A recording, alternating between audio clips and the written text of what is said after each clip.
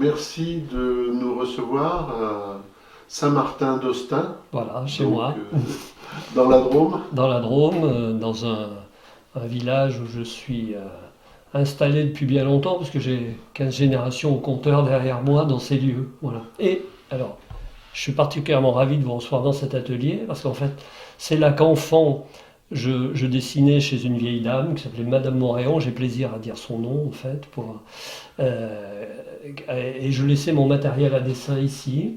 Et lorsqu'elle a disparu, il y a déjà pas mal d'années, j'ai racheté cet atelier. Il me plaît toujours de terminer ici, le chemin commençait là.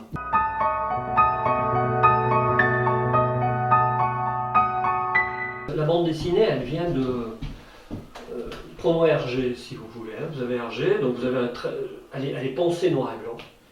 Et puis à l'époque, on fait une couleur au Bendé, on a une technique d'imprimerie, donc on fait une couleur qui est fonctionnelle. Hein. J'ai sur les murs là, des planches de ces époques-là. Vous voyez, c'est toujours fait en noir et blanc.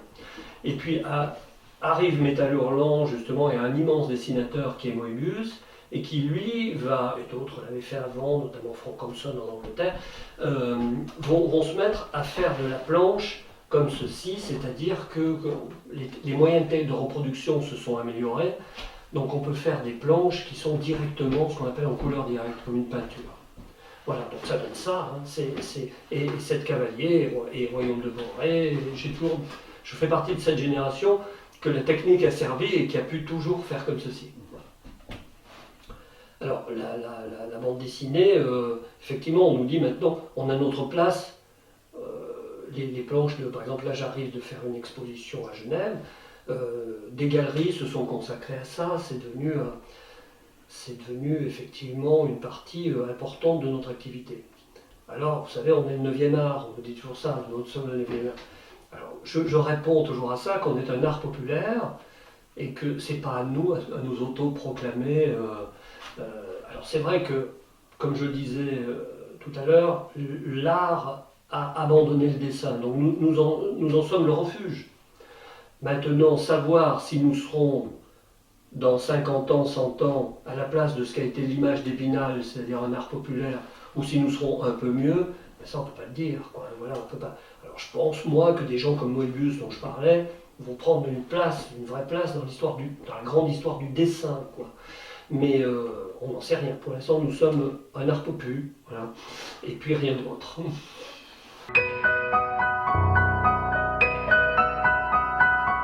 Comme vous savez, comme dans l'évolution d'un tétard se voit toute l'évolution de la vie, en fait, ben moi c'est pareil, je fais un crayonné, ensuite je fais une planche qui est en noir et blanc, et je maintiens dans mes dessins le noir, ça me paraît être l'essence même identitaire de la bande dessinée, ce cerné noir, hein, nous venons de là. Donc je le conserve, il y a des dessinateurs aujourd'hui qui l'ont abandonné. Hein. Et moi je le conserve, j'y tiens beaucoup. Lorsque la peinture vient s'inspirer de la bande dessinée, ce qu'elle fait aujourd'hui, ce qu'elle retient, c'est quand même ce cerné, je trouve que c'est notre identité profonde. Je fais cette planche en noir et blanc, et ensuite, là-dessus, je vais la tendre sur cette planche de bois pour qu'elle ne gondole pas, et ensuite j'apposerai dessus ma couleur, et ça deviendra comme ceci. Voilà, c'est le système. Il y a une part d'artisanat immense hein, là-dedans, oui. Voilà, comme dans toute démarche artistique. Et la couleur, c'est quoi? La couleur, c'est de l'aquarelle, si on veut, ou des encres de couleur. Il y a un mélange, j'utilise un peu de gouache pour rehausser. Donc on va dire que c'est de l'aquarelle ou des encres aquarellées, voilà, c'est pareil. Voilà le chef Pontiac que j'ai interprété. Hein. Je n'avais pas. Je suis frappé aujourd'hui, par exemple, quand on voit des reconstitutions faites par les Américains. Ils font de Pontiac un chef qui ressemble en fait à un Indien de l'Ouest. On lui met un bandeau dans les cheveux. Vous savez que le bandeau dans les cheveux, c'est Hollywood qui a inventé ça en fait, puisqu'on mettait des perruques aux comédiens.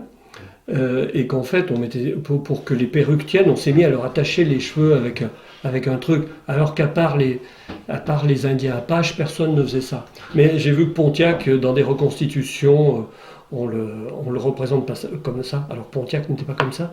C'était un Indien de l'Est, donc il se dégarnissait beaucoup les cheveux. Ils étaient tatoués. Pontiac est entièrement tatoué. Il a les plumes noires. On leur met souvent des plumes d'aigle. C'est plutôt les Indiens des Grandes Plaines, les Sioux, etc., qui ont des plumes blanches d'aigle. Il a les plumes noires qui sont les plumes de la guerre. On met les plumes de corbeau qui sont symboliques de la période de guerre. J'ai autour de moi beaucoup de documentation, ça c'est Fort de Chartres, reconstitué par les Américains. Alors, si on est puriste en architecture, ce qui est un peu mon cas, on se rend compte que la taille des pierres et tout ça, c'est pas bon, c'est fait comme mais l'allure est bonne. Hein. Mais quand vous regardez ça, qu'est-ce qu'on reconnaît? On reconnaît une architecture de l'ouest de la France, oui, hein, oui, tout à fait. Hein, voilà. Oui. Le plan est un plan de Vauban, Oui. typiquement. Alors ça, c'est plus adapté. Ça, c'est l'église de Cahokia. Moi, j'avais besoin d'une église qui est à Kaskaskia, qui est un bourg qui existe toujours aujourd'hui. Voilà, elle ressemblait vraisemblablement à ça, donc je m'inspirerais de l'église de Cahokia. On plantait des pieux, et puis c'est un torchis. Oui. Et en fait, c'est un colombage un peu normand, Oui. puisque ce sont des... On retrouve le même... Voilà, ce sont des gens de Normandie et de l'Ouest.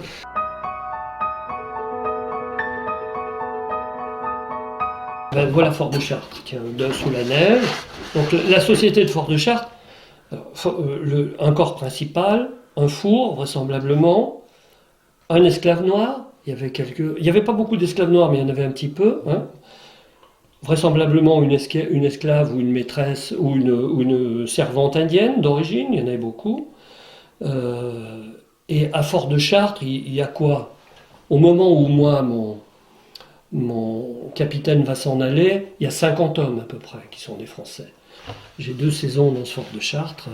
On commence dans l'hiver 1765 et on terminera au moment, dans ce 2e tome de Capitaine perdu, où Saint-Ange, devenu Ononcio, c'est le titre de gouverneur, ce qui peut se traduire par la grande montagne, si vous voulez, le roi étant Ononcio-Goa, où Ononcio s'en va et quitte définitivement l'Amérique.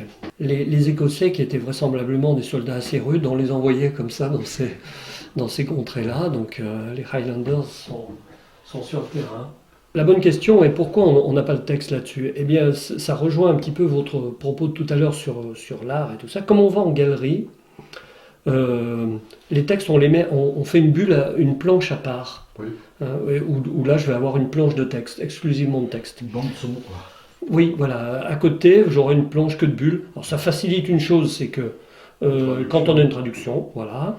Mais ça facilite aussi, il faut être honnête, ça facilite une chose, c'est que la planche comme ça, si vous voulez, elle est un peu tout public, Oui. et elle peut aller au mur chez plein de gens. La planche avec bulles, comme moi j'en ai beaucoup au mur et que j'affectionne tout particulièrement, elle s'adresse à un public plus ciblé. Donc les galeristes nous disent « Tu mets pas les bulles s'il te plaît ». Voilà. Nous sommes de vulgaires marchands de soupe. Alors combien de temps prend une planche? Une planche, c'est entre 1 à 2 par semaine sur les planches. Voilà, à peu près. Voilà. Oui. Alors, en période de bourse, c'est 2. Et en période où on a un peu plus le temps, où par exemple quand on installe un album, quand on rentre dans un monde, il nous faut un peu plus de temps, on ne maîtrise pas. Donc on met à peu près une semaine pour faire la planche, puis après on rentre dans le rythme de production, on peut en mettre 2. C'est à peu près la règle pour... Oui. Bon.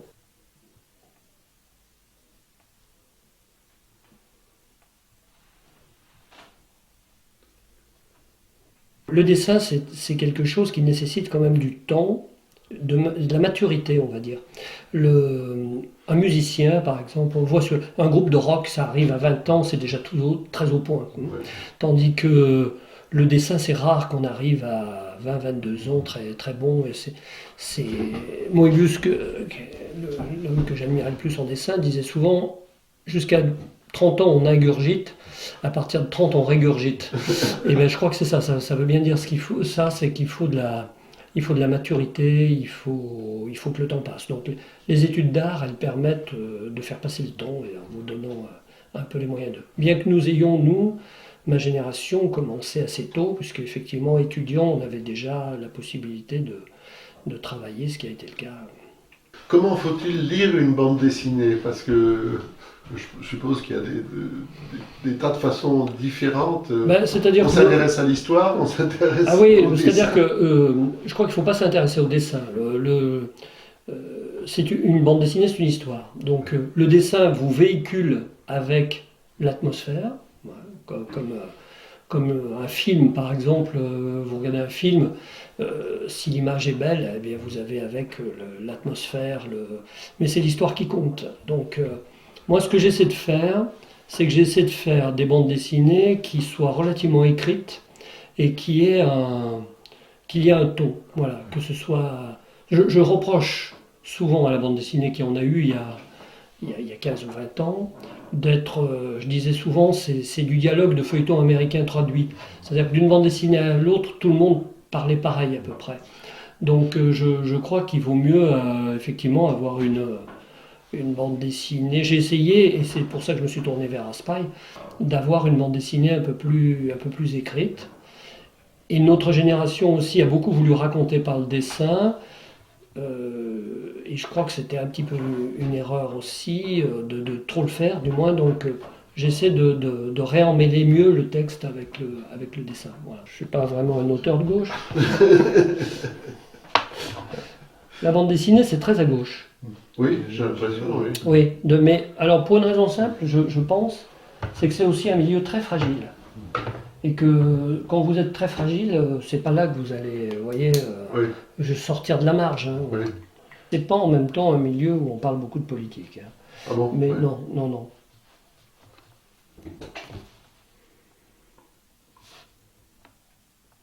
Non, par contre, c'est plutôt comment dire, le côté.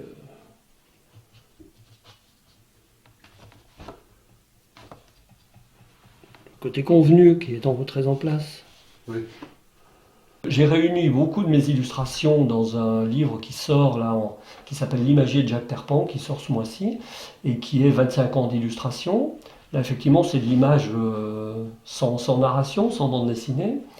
Ça va de la publicité, si vous voulez, à l'illustration de livres, de portraits et autres, classés par thème. J'ai piqué le nom d'ailleurs à un des premiers peintres qui s'est consacré au livre, qui est Henri Rivière, hein, très influencé par le milieu japonais. Et Henri Rivière a fait par exemple les 36 vues de la Tour Eiffel, comme il y a eu les 36 vues du mont Fuji. Vous voyez.